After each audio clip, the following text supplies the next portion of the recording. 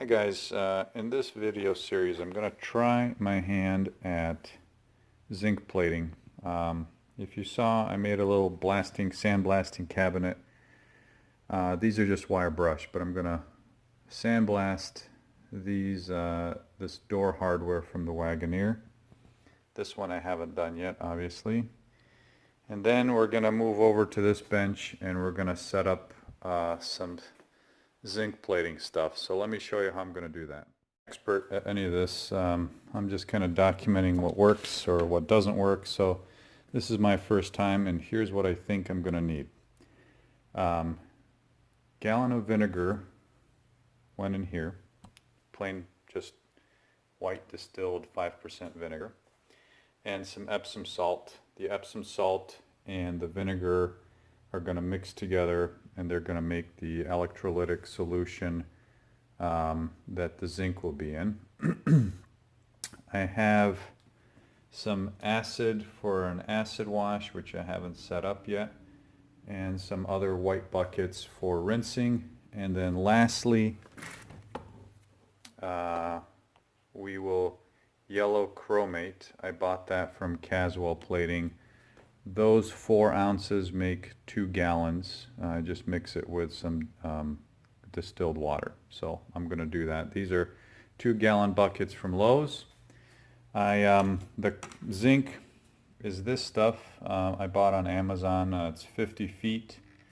So I know I probably could have bought dedicated zinc plating anodes and cathodes, but honestly this is just a test, so I'm not really that concerned about it.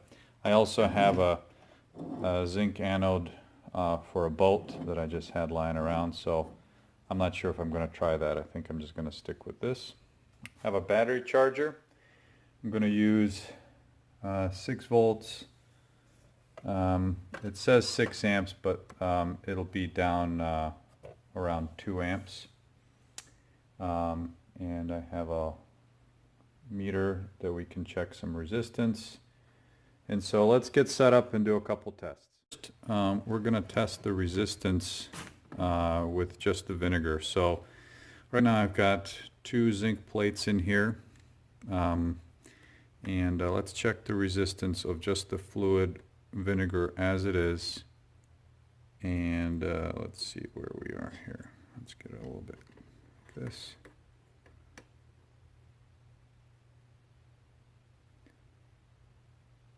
So looks like we are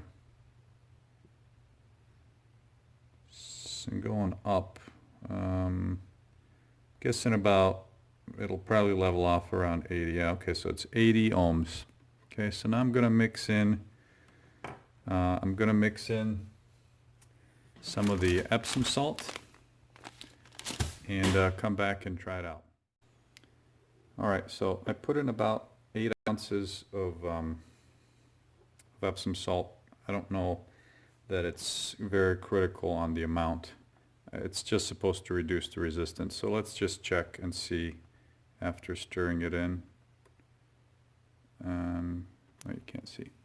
There we go. So we were around 80.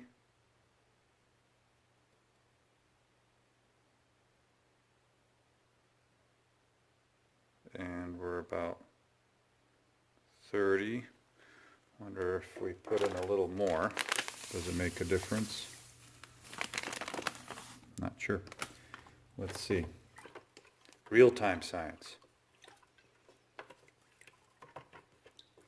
Let's see if that'll make a difference quickly. I can hear, you know, the Epsom salt is dissolving very quickly, so it's not saturated yet. So let's see if it makes a difference.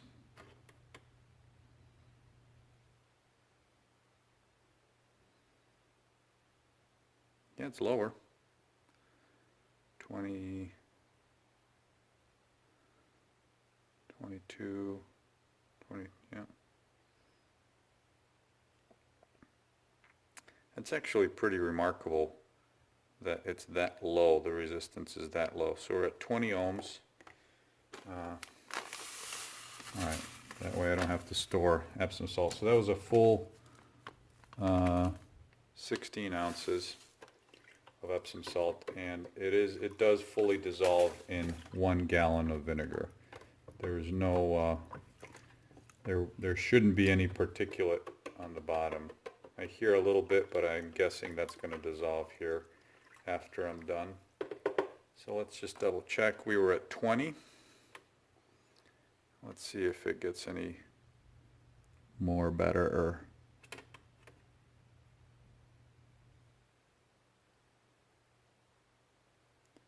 I wonder why it drops. That's probably the meters. Doesn't have enough current to go through. Yeah, okay, so it drops it a little bit still. Oops.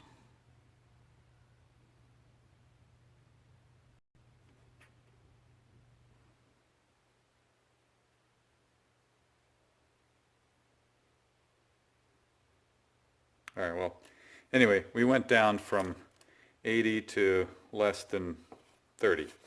So now I'm going to set up the my charger, my battery charger. I'm going to set it to 6 volts, 6 amps, though it's only going to go up to 2 amps, I believe.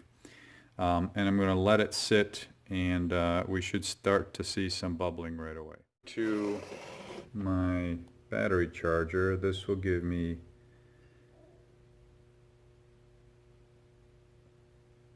it says 6 amps, but here we say 2 amps. So let's just take a look and see what's happening. On the negative side, right away, you start to see some bubbles, and none on the positive side. So that's the desired intent. So what we're creating essentially is a zinc chromate solution. And I'm going to let this go for a while, maybe 45 minutes or so, and let just this get full, basically. And I'll come back later. The bubbles that are being released are hydrogen, but I'm in a large garage and I don't think that's so much of an issue. So that's it. I'll bring you back in a little while and then we'll continue.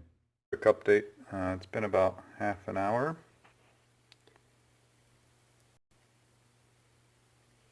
Cranking away. This is the positive side. Negative side. Still cooking, so I'm just going to leave it. Got some errands to run. I'm going to let it run for a while and come back. Right, it's been about 2 hours.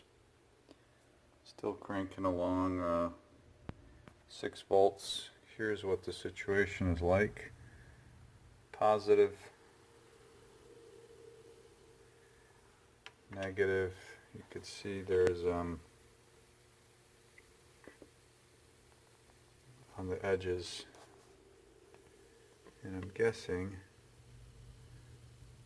that's the transfer side. So I think I'm just gonna leave it. I can definitely tell particles in the fluid, so I think I'm gonna turn this off and just let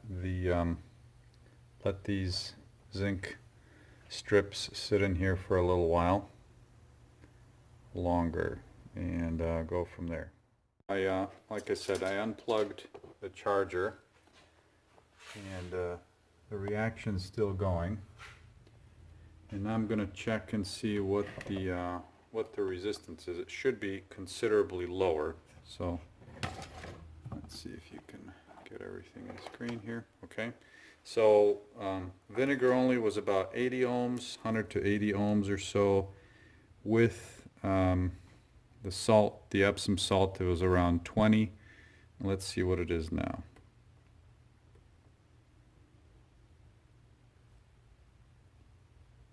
Wow, that's pretty cool.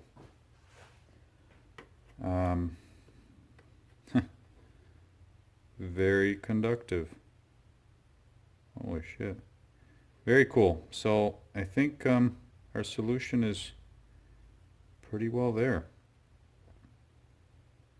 Awesome. I'm going to let it go for a little bit longer, and with no charge, let some more of this zinc dissolve. Then what I'm going to do is I'm going to get 2 new strips. Actually, I'm going to set up 4 strips.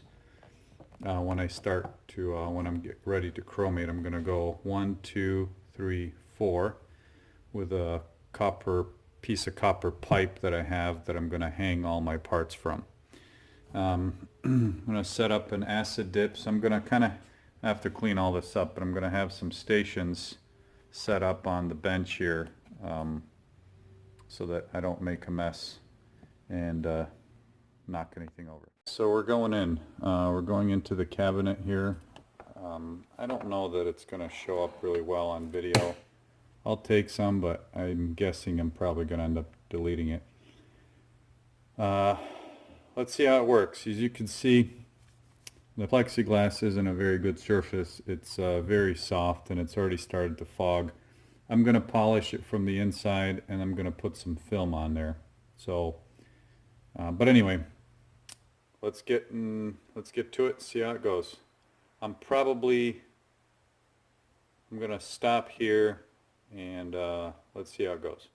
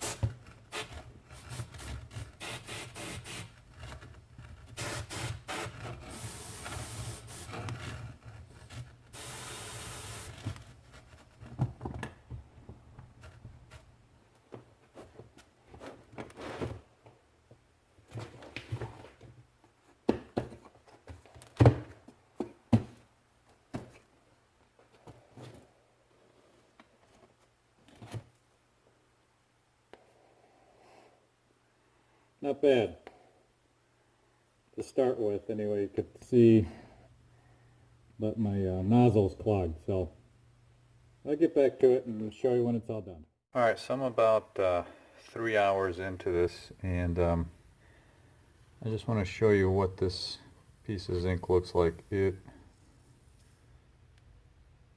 is super thin, very flimsy. You can see the vinegar is, it's almost, well, it is porous.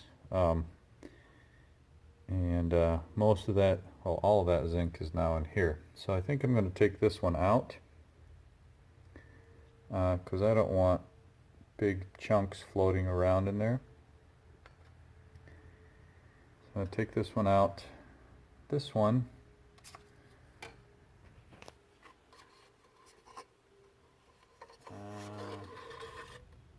not as much. This was the negative side, I think, to start with, so the reaction was slower. So I'm going to leave this one in. I guess why? The more zinc in here, the easier will be to coat when we put a charge to it. Remember, parts are going to be hanging from this. They'll have a negative, and the zinc will have a positive, and so we will just basically draw all the zinc into the part. So the more zinc we have in the water or in the fluid, the easier it should be to coat. So at least for another few hours. I wanted to show you the results of the sandblasting in the cabinet. These are parts from the door, basically the door striker that's on the body side of the Wagoneer, on all four doors. I have not blown these out yet, obviously, but I'm relatively pleased with the result. Using aluminum oxide, 70-80 grit, at about 65 psi.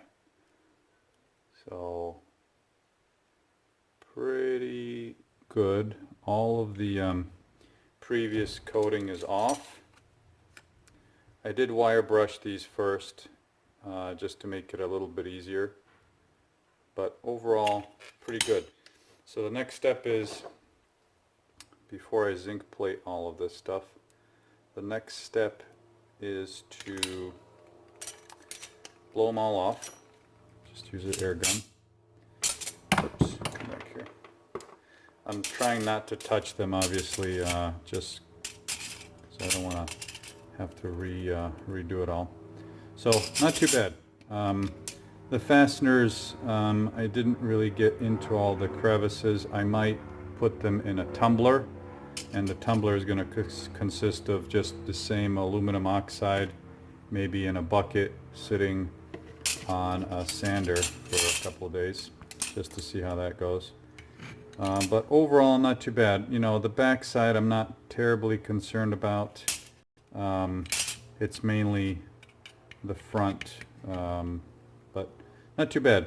So all the shims, all the fastener spacers, everything, you know, came out pretty good. How did the sandblaster work? Not too bad. I did have an issue with the Harbor Freight hardware, no surprise, but it would not feed. So I had it elevated on this bucket, and I would basically try to tip it so I would almost have a little bit of a gravity feed, and it would fill up the hose, the feed hose, but then it wouldn't siphon. And I don't know if it's because I was running at a lower pressure. It says minimum air required 50 psi. I was running at 60. If I ran it at a higher pressure, maybe it would have worked better. That's the downside in using that little cabinet. Anything over 60 psi could really feel it balloon. The seal would separate, and then I would get a little bit of extra dust on the outside. So anyway, but for what it needed to do, it did. It took a little bit longer. If I was to do it again, I would probably just buy a cabinet. Like I said, I had all the parts minus the sandblasting stuff, but I had the cabinet, or I had the box, I had the air fittings and all that stuff. So like I said, if I was to do it over, I'd probably buy a small benchtop cabinet. I don't have the workspace to really have a floor standing one, but it would be nice to be able to run at a higher pressure. I'm using 7 CFM, you know, single stage sorry, single piston compressor, and kept up fine. I never had to wait, but I'm running at 60 psi. So anyway, here are the next steps. All the stuff is ready. I have my zinc plating solution, which I mixed up using the, I showed you that earlier, yellow chromate. I've got my rinse. I have not mixed the acid yet. That's going to be the last thing I do. And then there's going to be another rinse bottle. What's left to do is I need to make something to hang the parts from so they dry. So I'll probably put something together on this side of the bench so that they can dry. And when I do that, I'll bring you back and show you the process. Time to continue or to start the zinc plating. So let's review here. Sandblasted parts are in here. I'm going to degrease them, really try to get them as clean as possible. Then we go to an acid bath, so acid, muriatic acid and water mix. 10 to 15 seconds from what I've heard and seen. Rinse water in here, and then we go to the zinc bath. So here, this is vinegar that we've had sitting in for a while that is charged. It has a bunch of zinc that's dissolved in it. I'm going to hang the parts off of this here. We're going to have a positive charge on the perimeter and the negative charge here. I don't know how long it's going to take. I'm going to be running through this. This is an old battery charger. The output is, what is the output here? 4.2 volts, 1.1 amps. So that's what we'll do. No idea how long it's going to take, but after that's done, I'm going to rinse it off, dip it in the yellow chromate gently, from what I've seen. Operative word is gentle. Then rinse gently again, and then place into my awesome drying station. So I'm going to give that a try with the first parts and try to take you along with me as I go. And if nothing else, I'll show you when they're in the zinc. First part's in. It's already starting to react, and I haven't even plugged anything in yet. So the acid part was scary. It started to foam right away. But let's see how it goes. I'm going to plug it in. Let's see if I can set you guys up for a view down and see what happens here.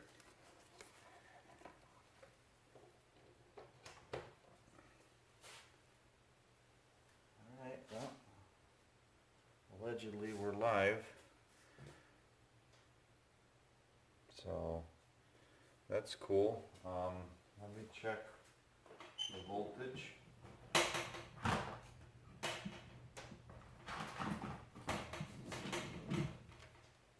Make sure we're not screwing something up.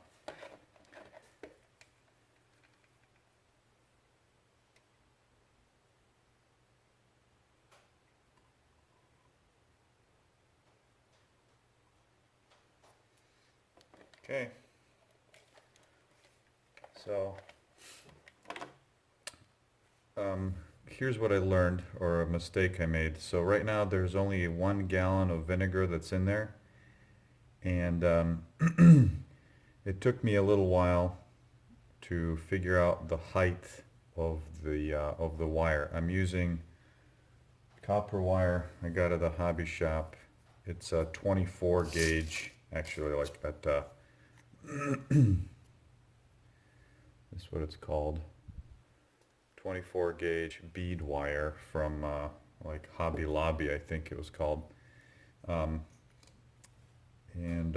think it's fine. I think it's thin enough that it won't cover a lot of surface area, but I think I'm going to redo the solution and raise it up to 1.5 gallons, so I'm not so sensitive, because the striker is pretty tall, and so it just barely fits, so I don't have a lot of room for adjustment in height. So let's see how it works. It seems to be working. I'm gonna let it cook in there for a little while.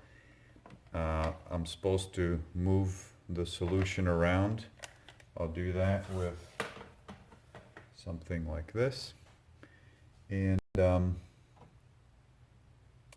I'll bring you back when it's time to chromate. I'm excited to see what it's going to look like. See you in a little bit. 5 minutes so far, and let's just take a look.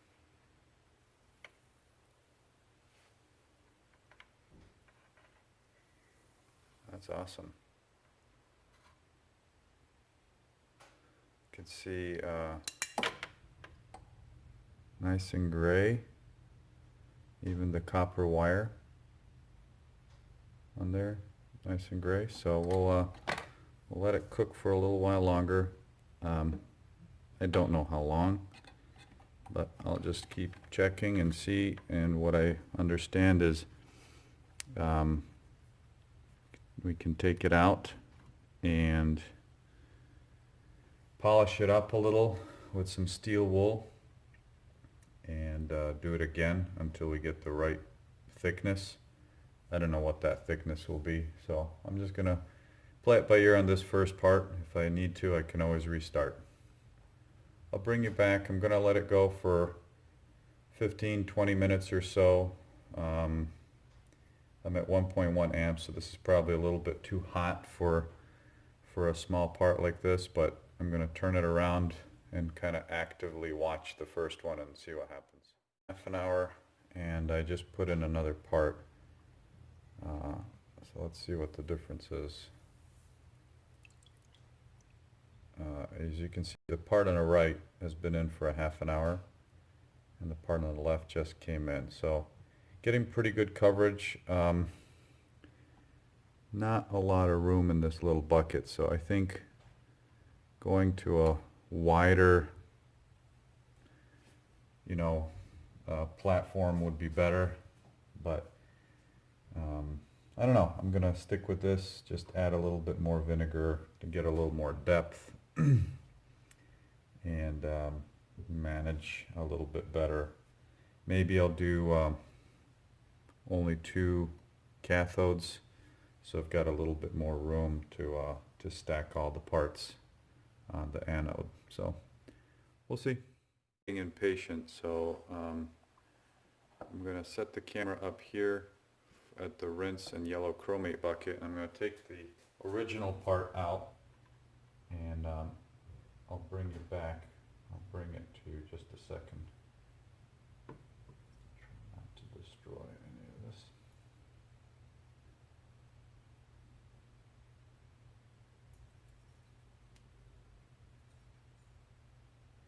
Let me set this part up to continue.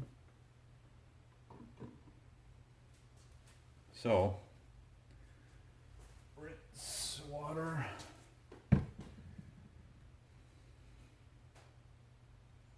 Not bad. I'm not sure what it's going to look like chromated. I think, you could see some areas. I don't know if that's rust or grease. I think I'm going to need to do a better job of degreasing. But what I can do is, I can always go through this process again.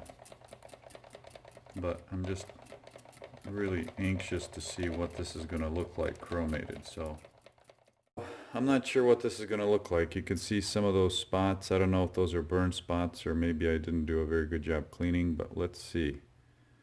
So chromating is supposed to go slowly, and I'm going to need to add more. I'm just off the bottom.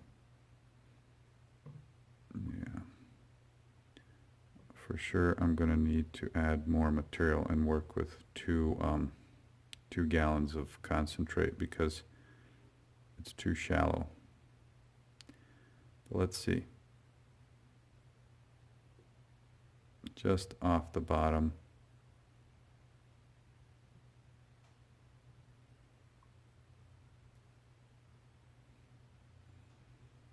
Not really sure if this is doing anything.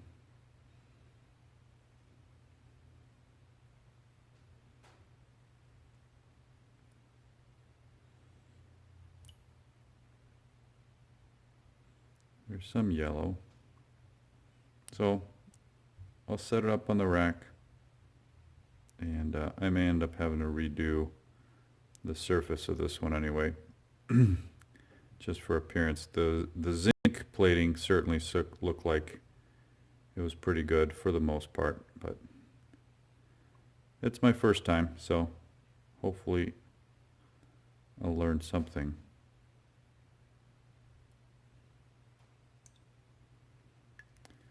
Now, I think I'm supposed to have another bath, but I forgot to set that up. So, not too bad.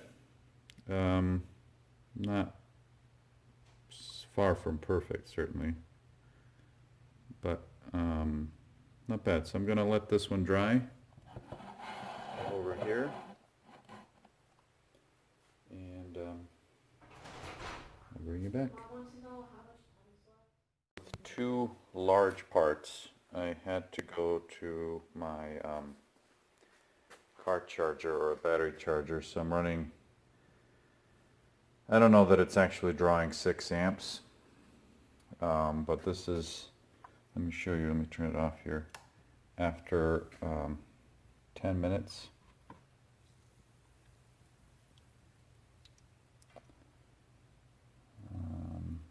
Seems certainly faster and certainly thicker, but I'm not sure. I wish I could measure the current draw. So if I go to 12 volts,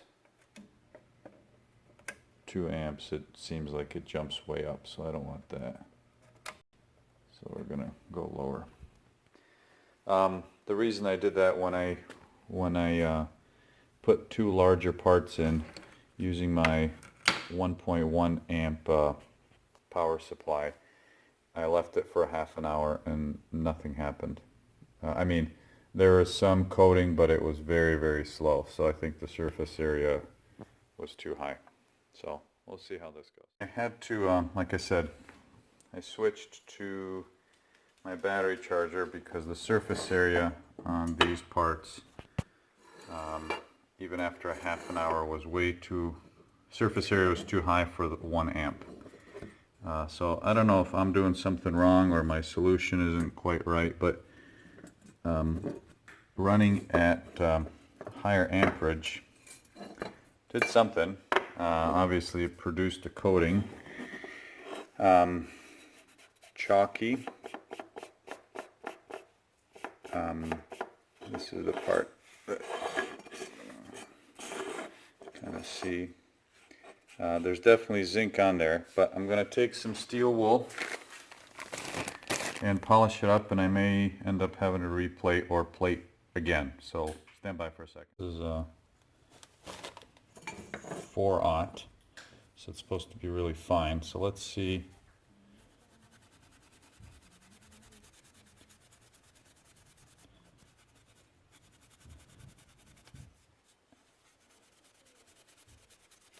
So it's definitely wiping off the chalkiness, and I'm hoping that that's actually a zinc coating underneath. I guess I don't really know how to tell if there's a zinc coating, but if the other steps were followed, which they were to the best of my ability, then we should have a plated part. Back here, I was getting some sort of weird shadowing, and I wasn't able to get everything plated to the same extent as I was on the front side, but it seems okay. I'm gonna redo this because I want the film to be, I want the coating to be thicker on these before I put them in the yellow chromate. I'm going to redo the one that was already chromated. I'll show you what that one looks like. But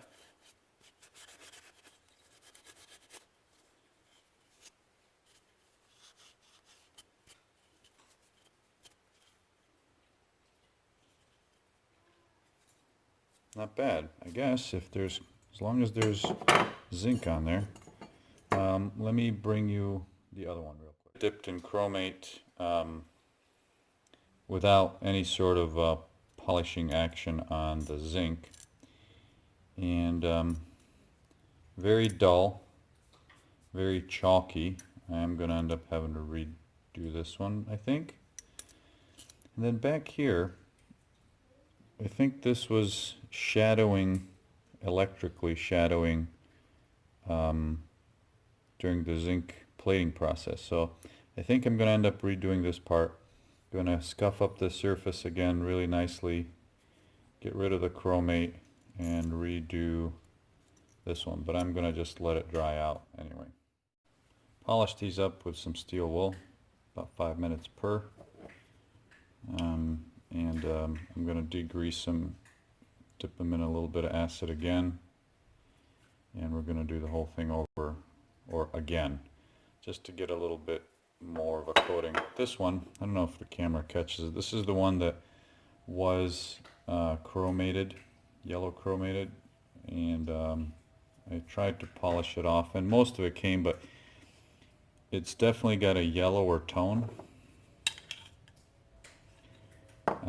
So the chromate really does get into the little hairline and into the zinc as well, because I spent quite a bit of time scrubbing this one. So good news, the fourth one is still in my sandblast sanded cabinet or box, so I haven't touched that one yet, and I'm going to do a little bit of a revision on my setup. I need to get this bucket to be a little bit deeper, so I need an extra gallon of white vinegar, and I'm gonna make up the second half of this batch to get this up to 2 gallons also, because these parts, as they hang, are right at the line, and it becomes really hard to manage the depth with the wires. So I'm not going to use the 24 gauge wire. Well, I'll see what the depth looks like. Just a quick update. So this is the second round of zinc plating. I took all the strikers off and polished them up a little bit with the steel wool just to get some of the chalkiness off. And I also revised my tank so that I have a little bit more room inside. I'm only using 2 cathodes here, but here's what we look like. Not too bad. Obviously I'm going to have to turn the parts around, because you can see here there's a lot of shadowing. In fact, I'm going to do that now. But I'm running off of my battery charger because it has a higher amperage, and it's running at 2 amps. So that seems to be working okay so far. So I'll bring you back when it's all done. Just a quick update. So this is the second round of zinc plating. I took all the strikers off and polished them up a little bit with the steel wool just to get some of the chalkiness off. And I also revised my tank so that I have a little bit more room inside. I'm only using 2 cathodes here, but here's what we look like. Not too bad. Obviously I'm going to have to turn the parts around, because you can see here there's a lot of shadowing. In fact, I'm going to do that now. But I'm running off of my battery charger because it has a higher amperage, and it's running at 2 amps. So that seems to be working okay so far. So I'll bring you back when it's all done. Do this last one step by step. I ended up having to redo this piece because I had some sort of contamination. You can kind of see a little bit of a ring. I probably didn't clean it or degrease it well enough. So let me rinse this off. Then we're gonna polish it with some steel wool, get all the chalky loose stuff off, do a quick acid dip, and then into the yellow chromate. I did that with the other 3 parts. It came out really well. I'll show you those 3. Let's just do this real time. I probably left this in here a little bit too long, but I think it'll be okay. So I should probably be using gloves, but this is 4/0 steel wool. Not pressing super hard, just getting the loose stuff off.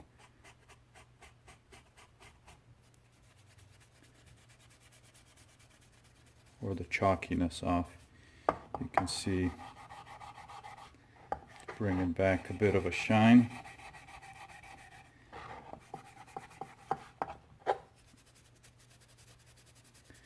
And then we're gonna degrease, just because I don't know if the steel wool has anything on it.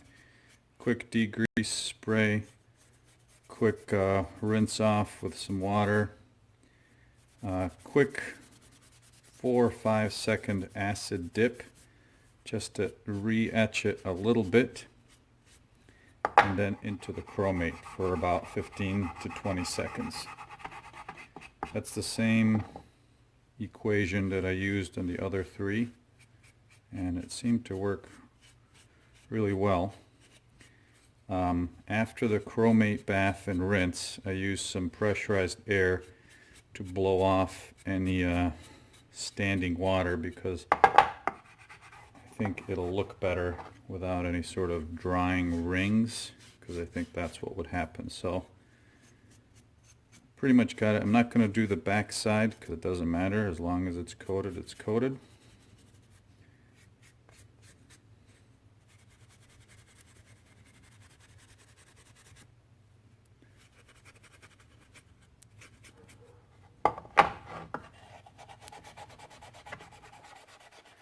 Alright, let me get my spray here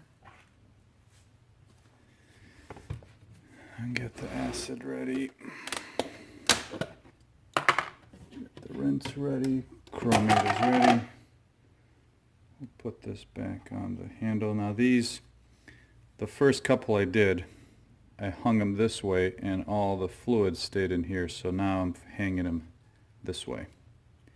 Okay, so degreaser, I think you can use whatever degreaser you want. I'm using Purple Power because it's the stuff that I used on my car.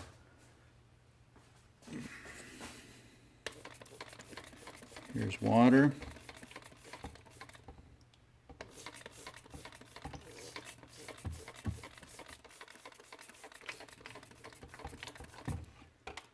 Looks okay. Move over to this side here. Alright, we're going to do about 5 seconds. 1, 2, 3, 4, 5. Into the rinse bucket. Okay, and that acid was just to rough up the surface and get any chemical off. Now we go into the chromate here. 1, and basically a 15 count. Right next to this on my right, I have a rinse bucket for the chromate, which is just water. And I forgot to add another gallon of water to this chromate. I wanted it to be deeper. So I'm going to do that when I start doing the other stuff, the fasteners and so on. So, and I stopped counting. So, go, dip, and air.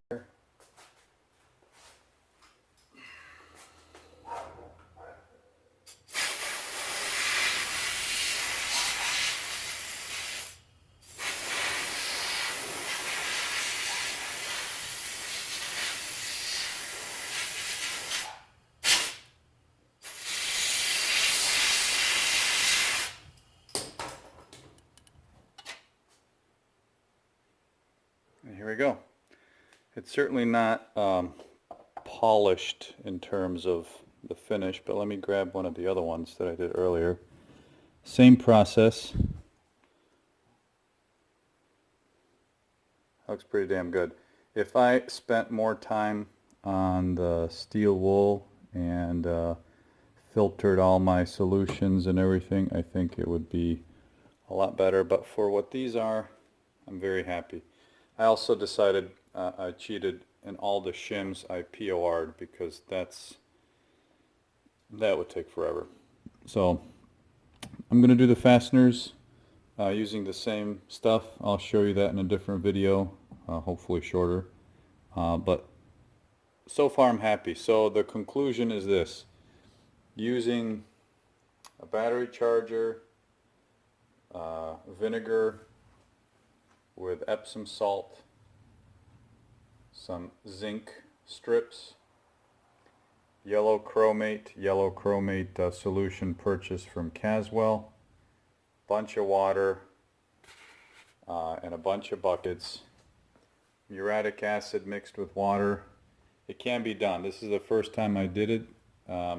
Ended up doing one of the pieces over because I didn't clean well enough. But overall, it worked. So I can't complain. It took a long time, but I'm very happy.